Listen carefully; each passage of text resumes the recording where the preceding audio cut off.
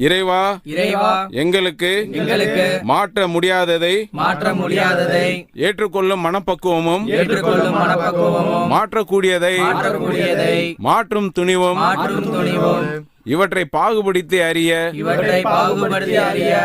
ஞானமும் தந்தருள்வாய்.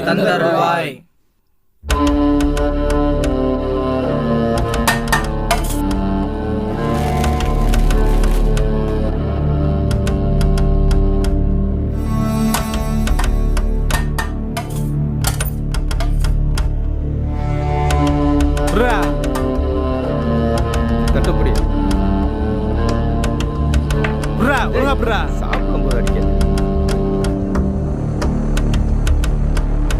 அவன் மாறிட்டான்னு சொல்கிறத விட அந்த பள்ளிக்கூடம் அவனை நிறையா விஷயத்துலேருந்து மாற்றுச்சு.